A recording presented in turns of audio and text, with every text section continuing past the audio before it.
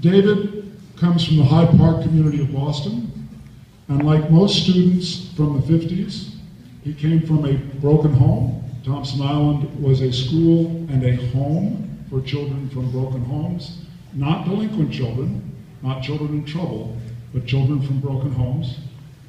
David is going to speak about his time on Thompson Island and the value that he found in the discipline and the hands-on education there. In the 60 years since he graduated from Thompson Island, David's CV includes the Wentworth Institute, an associate's degree, service on a U.S. Navy submarine, a physics degree from the Lowell Technological Institute, now UMass Lowell, service at IBM, Brookfield Engineering Labs, and in the recent year, helping his wife develop a community center in one of the favelas in the city of Salvador, Brazil. So please welcome David Howard.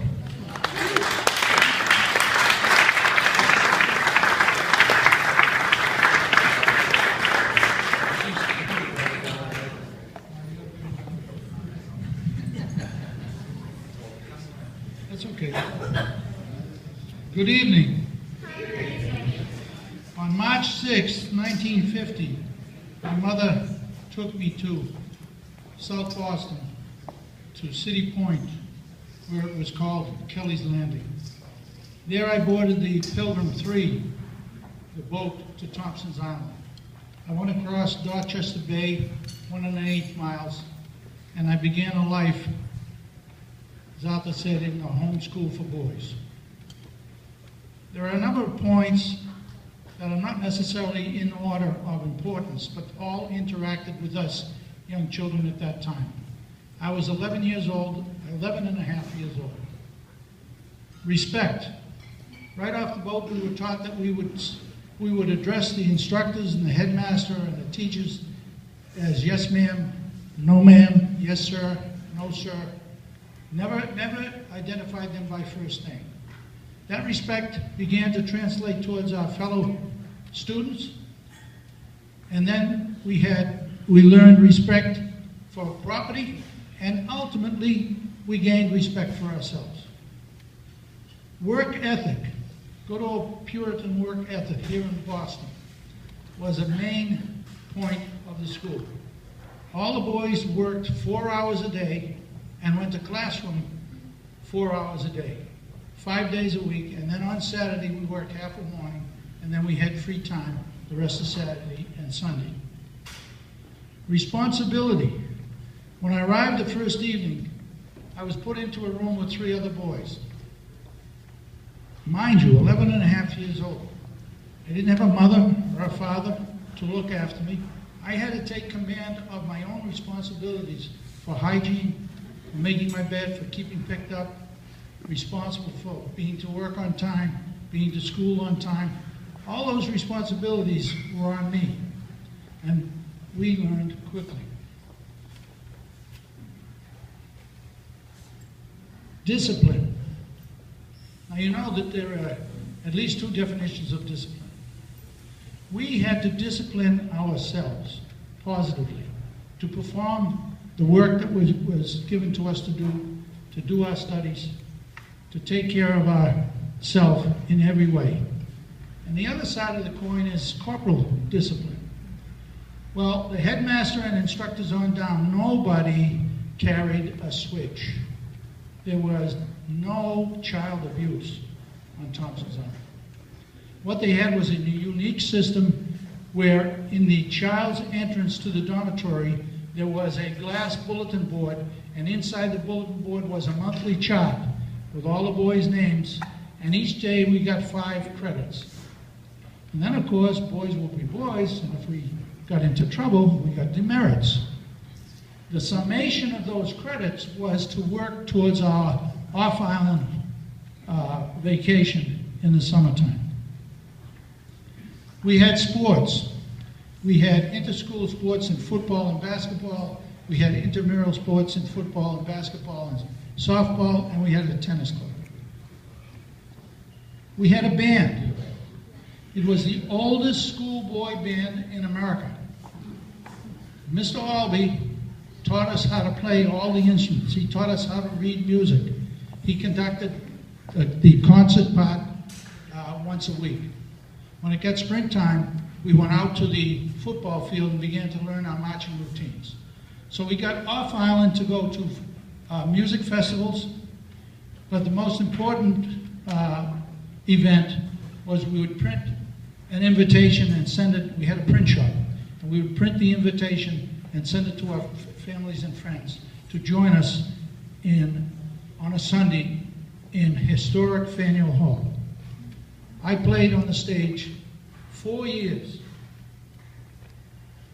in Faneuil Hall. And 1 year, I played a drum solo. Now, there's not too many, perhaps no one in this room that can say that they were in part of the oldest schoolboy band in America playing on Faneuil Hall.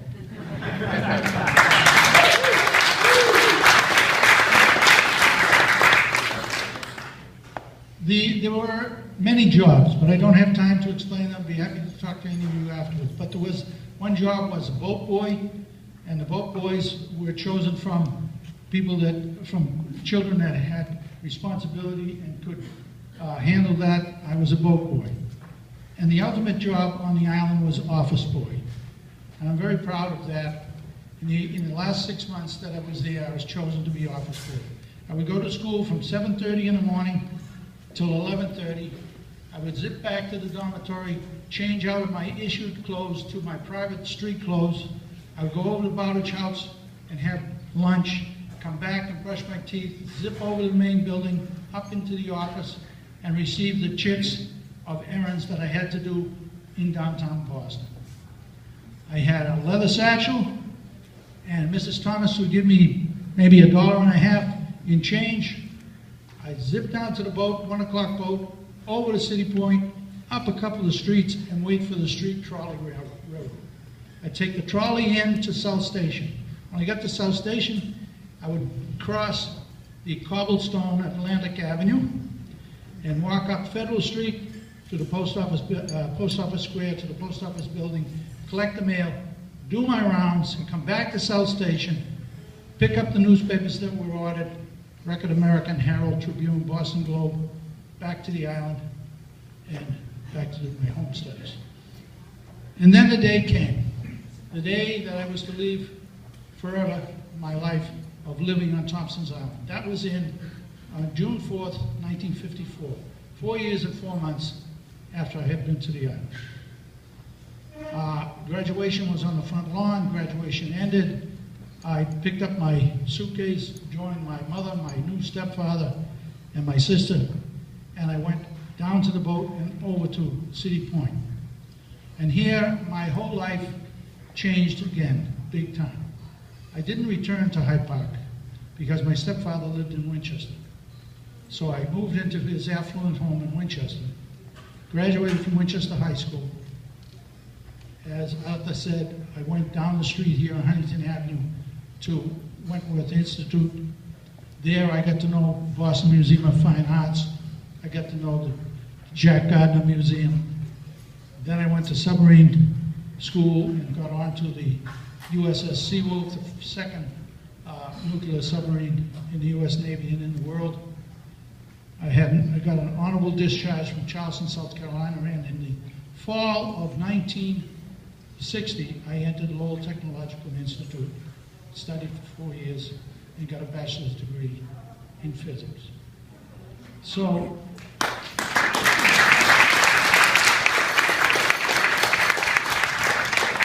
what we have here is what I've tried to describe is what the outset, the output of opportunity there is for children. The same thing that all of you are helping Outward Bound with the inner city kids. Giving children opportunity. And if the child can handle it, as obviously I did, I was able to progress in life. When my wife was building the Projeto Crescer in Brazil, which is now 15 years old and attends to 185 children in very ultimate poverty, she said to me, if you want to change the world, You have to work with children, and you have to give the children